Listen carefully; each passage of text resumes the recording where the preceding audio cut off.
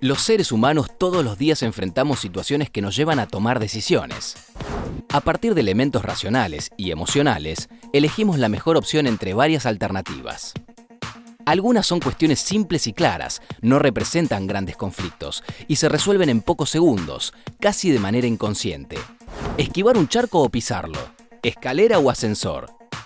Sin embargo, hay otras decisiones que no son tan fáciles de resolver. Cuando todas las alternativas tienen consecuencias negativas y la persona debe elegir el mal menor, asumiendo los riesgos que esto implica. ¿Cómo actúa nuestro cerebro en esos casos?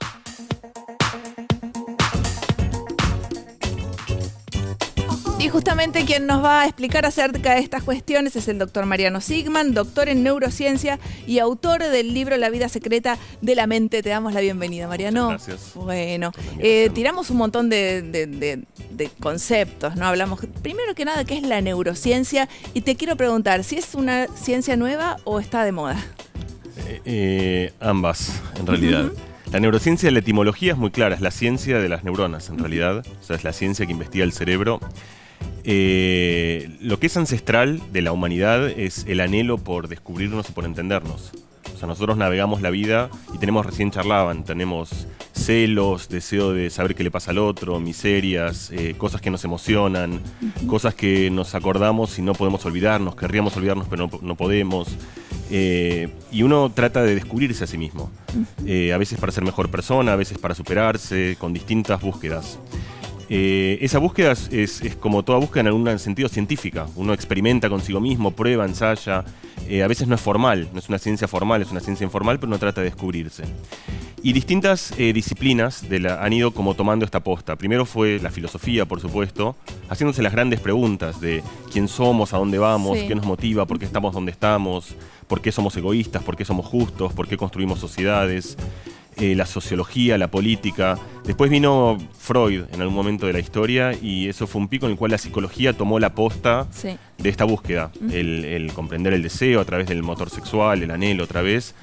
Y hace algún tiempo, más o menos en ese entonces, en la Argentina, hace unos 40 años, la idea de que todo esto que nos define como seres, vos antes decías tomo decisiones, como que tomo... que es lo que te hace estar tan bien cuando haces la introducción, tomo decisiones. Y a mí me recordó una cita de Saramago que me gusta mucho, donde él dice, no es que tomamos decisiones, las decisiones nos toman a nosotros en realidad. Pero ¿cómo, por ejemplo, como para empezar por algún lugar, cómo se toman las decisiones? ¿Se toman con la cabeza, se toman con el corazón, con las emociones? Bueno, depende. A veces por eso, ahí viene la cita de Saramago. A veces hay decisiones que uno tiene muy clara, la evidencia, la pondera. Tenés que elegir un coche y vas, hay uno que es más grande, el otro te gusta, pero el otro es más barato. Pensás si te priorizás más la seguridad, hay muchas variables, si te importa la seguridad, si te importa lo económico, si te importa que no te lo roben, si te importa la estética, y vos como que es una especie de balanza, ¿no? Tomar decisiones. De hecho, la palabra pensar viene de pesar, o sea, la idea de elegir entre distintas alternativas, y uno va poniendo cosas en la balanza y finalmente la balanza se inclina para un lado. Y ese es un caso en el cual una decisión uno la racionaliza. Vos como que de alguna manera la mecánica de esa decisión la tenés internalizada y conocés cómo funciona. Pero en general no es así. O sea, en general una persona va a una fiesta y se enamora de alguien. Y eso es una decisión que uno tomó, de enamorarse de una persona. No parece una decisión, parece algo que pasa. Sí. Esa es la decisión de Saramago, es una decisión que nos toma. Pero vos decís que no es voluntaria. Bueno, claro. Por eso ahí vamos a una vieja pregunta de la filosofía, que qué es la voluntad, qué es el libre albedrío. En algún lugar yo siento que tengo el derecho a elegir enamorarme de quien querría, pero no es así. En realidad sucede. Yo voy a algún lugar y hay muchas personas y hay una de la cual me enamoro, hay una de la cual me simpatiza. Hay una que no, y a veces eso va contra nuestra voluntad. Por ejemplo, hay gente que me resulta que les tengo desconfianza, me parecen que son truchos, que no, y sin embargo no hay ninguna razón para que eso suceda. Es decir, es como una decisión que de vuelta me está tomando. Entonces la mayoría de las decisiones, y sobre todo las decisiones importantes, las decisiones sociales, las decisiones que Saramago dice nos constituyen, definen a quién nos acercamos, de quién nos alejamos, en quién confiamos, por quién apostamos, si somos justos con alguien, si no, esas decisiones casi que emanan. y emanan sin que nos demos cuenta cómo funciona todo eso. En realidad, en el subterráneo de la conciencia hay todo un proceso de deliberación que se parece al que yo contaba antes, donde vos pesás algo a favor, tu propia historia, lo que conocés, lo que no conocés, que hay gente pero que uno no es consciente de todo tomar eso. decisiones, que no pueden, están frente a una situación y les agarra como atascados en la vida. Sí. Bueno, eso es un tipo de decisiones particulares que son las decisiones conscientes, para las cuales uno procrastina quiere decir que uno posterga la toma de esa decisión. Pero todo el mundo está tomando decisiones. Pero no viene todo agarrado de lo cultural, uno técnicamente no es que decide puntualmente, sino que toma las raíces de todo lo que lo crió para decidir algo. Bueno, por eso, a ver, ahí viene donde en esto entra la neurociencia. Nosotros partimos de la premisa de que cuando uno toma una decisión, esa decisión hay una especie de órgano que es el cerebro que está ponderando esa información y resulta en elegir entre muchas alternativas una. Muchas veces ese mecanismo es transparente, o sea, vos ves el cerebro funcionando, pero es raro, en general eso no pasa. Cuando eso no pasa, tiene que ver con un montón de variables que tienen que ver con tu historia, efectivamente, tu historia afectiva, la intuición. A mí me gusta, por ejemplo, el ejemplo del deporte. Un tenista mira, el caso de un tenista cuando recibe el saque, o un arquero cuando ataja un penal, que es una buena metáfora de muchas decisiones de la vida, no tiene tiempo para evaluar, porque cuando el tipo le sacó, ya la pelota se fue. Claro. Entonces tiene que tomar la decisión sobre intuición, arriesgando de a dónde piensa que le va a sacar. Y se juega para ese lado, como el arquero que se tira para algún lugar. ¿Por qué el arquero se tira para ese lugar? El arquero muchas veces no te lo puede explicar, pero está haciendo cosas. Mira al jugador, se fija qué ángulo, para dónde se inclina, piensa también lo que vos decías, la historia, lo conoce, sabe que suele picarla. Sabe que suele engañar y que cuando se perfila para algún lugar en realidad tira para el otro.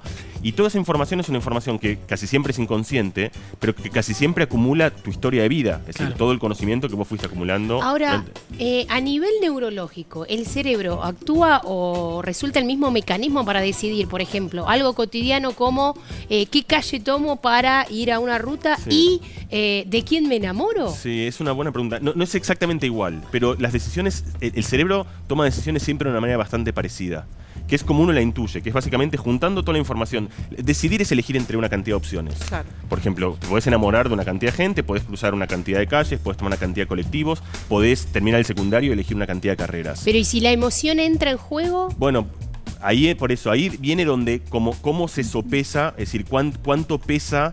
Y sobre eso podemos charlar. Por ejemplo, hay un dilema muy lindo que podemos comenzarlo acá. De hecho, a veces uno, para entender cómo funciona cómo funcionamos tomando decisiones, tenemos como que experimentar con nosotros mismos y tomar decisiones en situaciones que son, como charlar en la introducción, un poco incómodas, digamos. Porque ahí es donde realmente los pingos la cancha se ven los pingos, ¿no? O sea, es como que si decidimos, qué sé yo, tinto o blanco, es una decisión fácil. Pero entonces lo que yo les propongo a ustedes y a todos los oyentes, a todos los espectadores, es que juguemos esto en primera persona yo voy a responderte tu pregunta, pero con una especie de, vamos a hacer acá un experimento tiempo real, si les parece.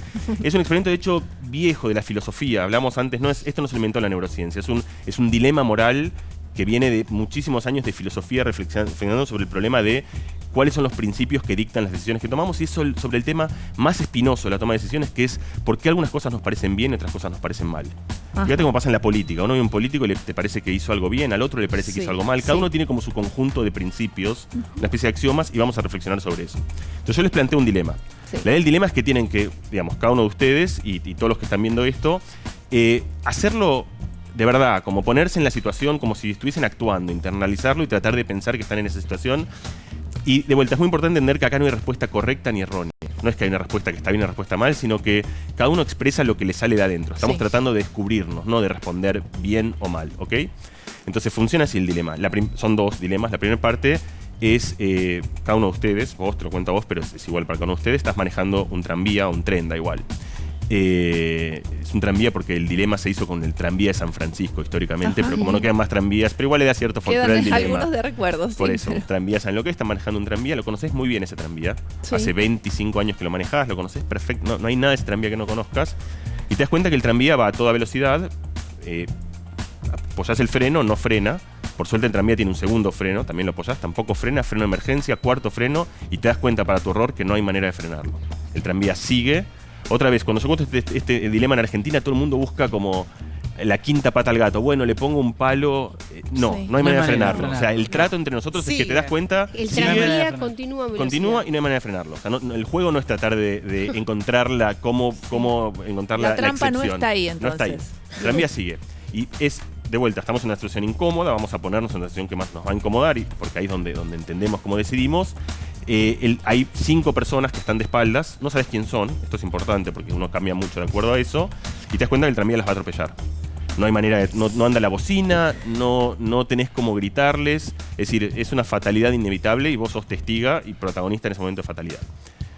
Por ahora no hay ninguna decisión. Ahora aparece la única decisión, que es que te das cuenta, saben que lo que sí hay es una vía que bifurca, entonces pueden girar el volante, el tranvía, y salir por la otra vía salvando a estas 5 personas, con la salvedad de que en la vía alternativa, la segunda que van a salir, hay una única persona. A quien tampoco conocen, es parecida a los demás, tiene la misma edad, el mismo género, no es que uno es todo igual, y pueden elegir si giran por esa vía, y saben que si giran por esa vía, la persona que está al otro lado muere, si no mueren las otras 5. Son tomadores de decisiones, uno tiene que tomar esa decisión, de vuelta, uno puede no hacer nada, pero no hacer nada es tomar una decisión. La pregunta es qué haría cada uno de ustedes, ¿girarían el volante o no lo girarían? Vos mirás como que es obvio. Para mí es obvio que obvio. 1 ante 5 sí o sí. Listo, entonces girarías el volante. El mal menor. Girarías el volante, Sí. ok. El mal menor.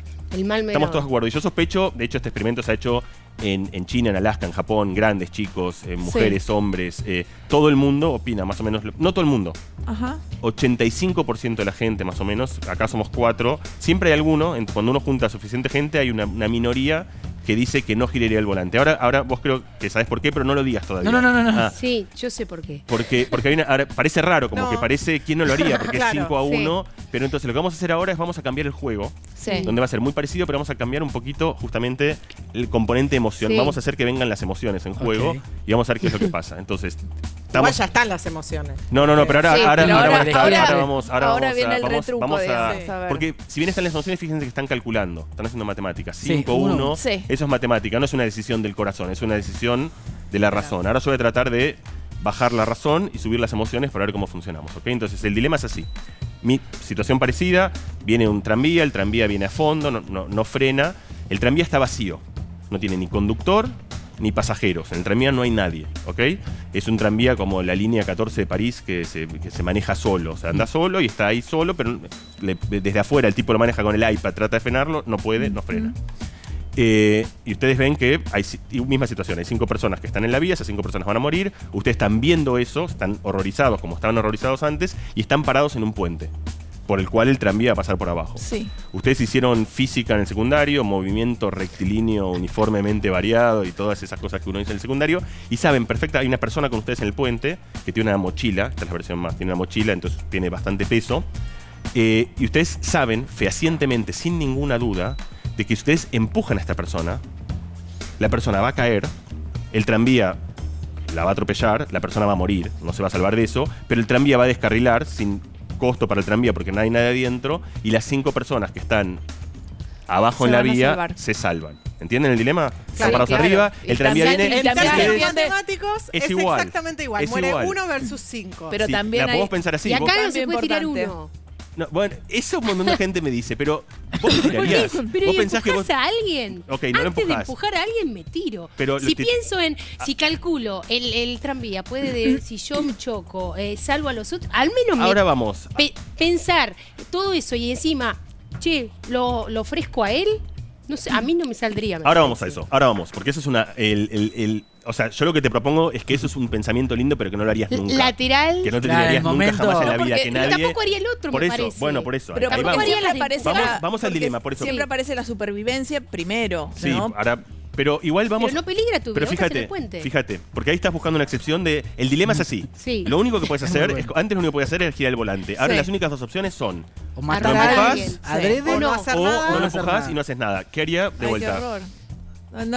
No, el tren seguiría de largo Sería y no, largo, no lo podría, empujás. no Creo podría que- tomar la decisión. No podría decidir podría. sobre la vida de otro. No, sí. no lo arrojo. Bueno, ok, entonces funcionó, perfecto en 4. Seguramente toda la gente está viendo esto, opina de vuelta, el 80%. Ahora siempre acá también hay un 15% de la gente que opina al revés. Entonces, ¿Es sincera? ¿eh? ¿Es Sí, sincera? es sincera. De hecho, yo lo empujaría.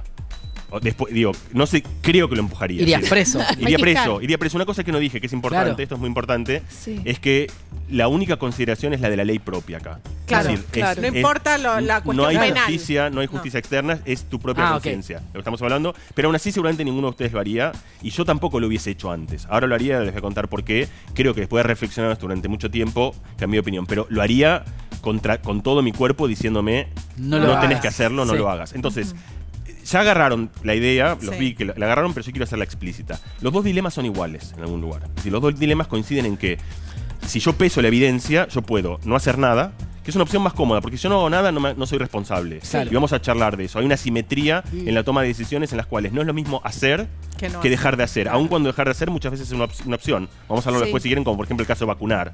Es un caso típico en el cual no es igual el riesgo que yo tomo por vacunar. Después te voy a proponer otro ejemplo que también cuesta la toma de decisiones. Pero hay mil por eso, pero acá el 5-1 es igual. Es decir, la idea es, si yo hago algo, muere uno. Si yo no hago nada, mueren 5. ¿Qué cambian los dos dilemas? Lo que cambia es cuál es la acción. No, la cantidad es igual, la matemática es la misma. Lo que cambia es la acción que yo tengo que hacer para que eso suceda. En un caso es una acción que parece inerte. Giro el volante. Girar el volante yo no tengo asociado como algo que me toca las vísceras muy violentamente, como no genera nada en el cuerpo. El no empujarle al tipo no es racional, es el estómago que me dice, es el cuerpo entero. Por eso habla de las emociones, que me dice, flaco, acá la matemática no entra, vos no tenés derecho a empujar a nadie porque esto no se hace, punto. Entonces, esta es la balanza de casi todas las decisiones morales de la vida, que en este ejemplo se hace muy claro.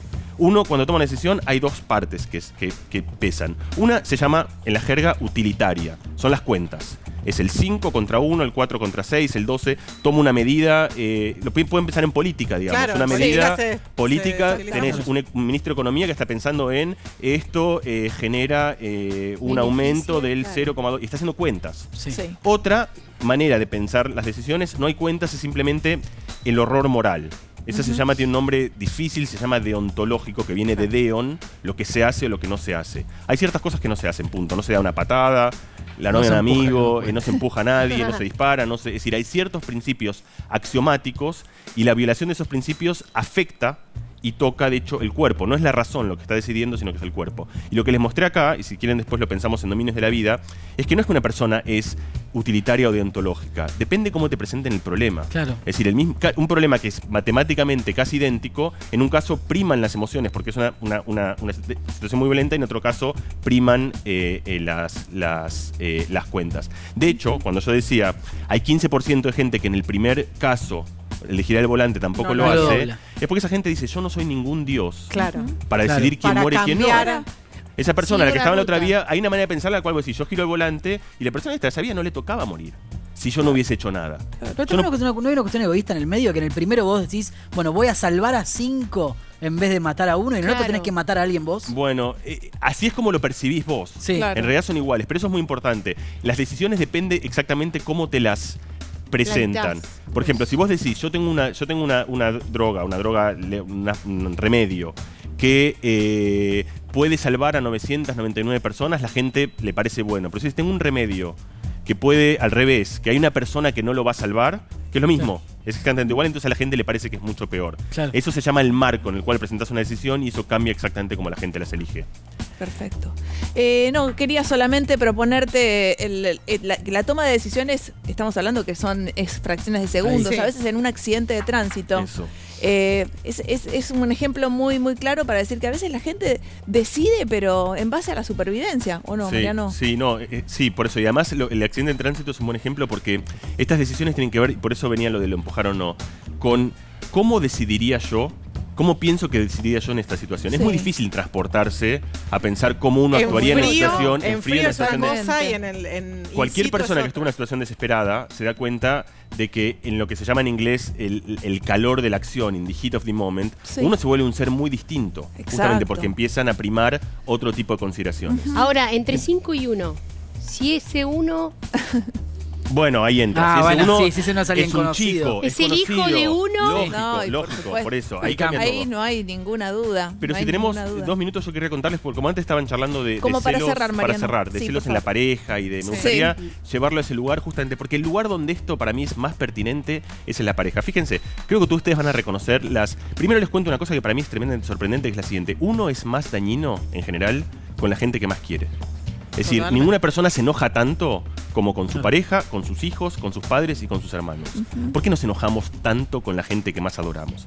Entonces, y segundo, en general muchas veces esto no es bueno, uno no quiere enojarse tanto. Les propongo que uno se enoja mucho con esa gente porque estas decisiones se vuelven demasiado emocionales. Y un ejemplo, que a mí me parece un ejemplo muy bonito, es el ejemplo de las discusiones de pareja, que hablaban antes de los celos, de si le descubrís antes, de si vos te armás una historia sobre algo que no existe, si viste humo.